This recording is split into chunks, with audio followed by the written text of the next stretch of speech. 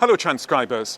Today we are out and about in the beautiful university city of Oxford, complete with its dreaming spires. Now, you've probably seen the Disney film Alice in Wonderland or read the original classic children's book, which is actually called Alice's Adventures in Wonderland. It was written by Lewis Carroll in 1865.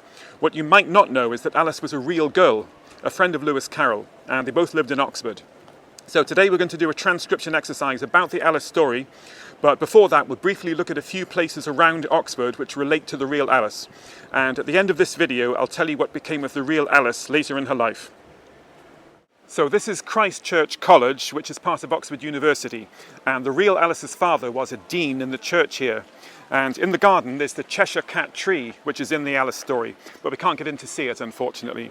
Anyway, one day Lewis Carroll was in the garden taking photographs, and the young Alice came outside to play with her sisters, and that was where they met for the first time. And Lewis Carroll became friends with Alice and her family. This shop is today a memorabilia shop for all things related to the Alice story, but in the 1860s it was a sweet shop, and Alice and her sisters were frequent customers here. And the shop is mentioned in the book Through the Looking Glass, which is the sequel to Alice's Adventures in Wonderland.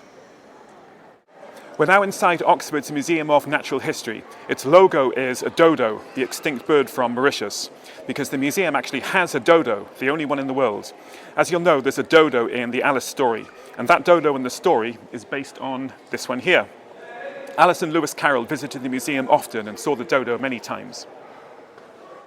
This is Folly Bridge, and that's the River Thames. You can rent boats here, and in fact Lewis Carroll and Alice and her sisters did rent a boat here one day, and they rode from here out into the countryside, and it was on that journey that Lewis Carroll made up some fantastical stories to entertain the sisters, and it was those stories which eventually became the famous book, Alice's Adventures in Wonderland. So let's make a start on this. On the next screen, you'll see a very short transcript, one sentence, about Alice in Wonderland. First thing you have to do is to say which word in that sentence is wrong. So here we go. Have a look at that little transcript. Which word is wrong? Here's the answer. It's that one. So what should the correct word be? And it's different by only one letter. So here's the definition of the correct word, way of speaking. So which word is different from accept by only one letter and means way of speaking? Here's the answer. The Queen's shrill accent echoed with imperious scorn and dramatic emphasis. It should be accent. And you can see one of the illustrations there from the original Alice in Wonderland book by Sir John Tenniel, very famous illustrator. Okay, second one. Which word in that transcript is wrong?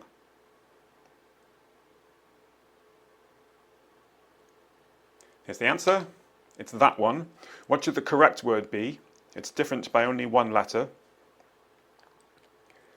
Definition of the correct word, physical injury.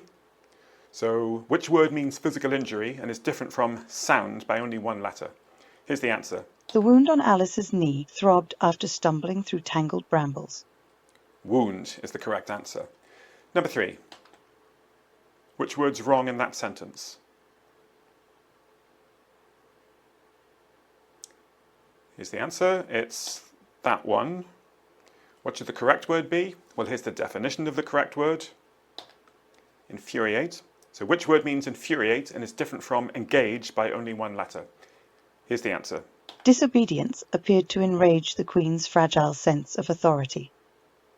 Enrage is the correct word. Number 4.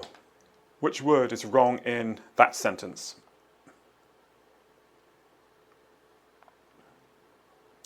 Here's the answer.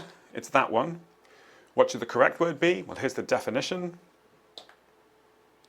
So which word means annoy or scratch and differs from irate by only one letter? Here's the answer. The Mad Hatter's incessant riddles would grate on logical minds. Grate is the answer, and it can mean annoy or scratch, which is why a cheese grater is so called, because you're effectively scratching the cheese against the grater. Okay, number 5. Which word's wrong in that transcript? Here's the answer. It's that one. What should the correct word be? Here's the definition. So which word means mission and differs from guest by one letter? is the answer. The White Rabbit's hurried quest ignited Alice's impulsive curiosity. Quest is the correct answer. Number 6. Which word's wrong in this sentence?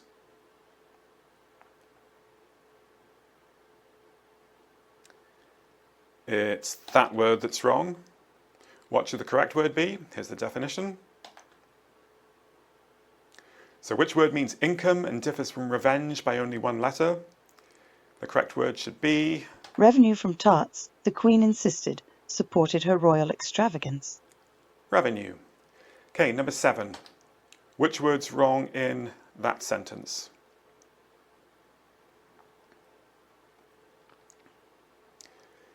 It is that word that's wrong. What should the correct word be? Here's its definition. So which word means torture and differs from torrent by only one letter? Here's the answer. Tweedledum's relentless nonsense often felt like a subtle mental torment. Torment is the answer. Nice picture of Tweedledum and Tweedledee there.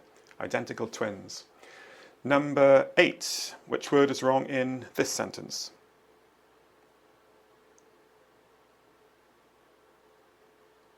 The answer is, it's that word that's wrong. What should the correct word be? Here's the definition. So which word means legendary and differs from failed by one letter? Here's the answer. The fabled Cheshire Cat vanished, leaving only his enigmatic grin behind. So fabled is the answer. Number 9. Which word's wrong in this sentence?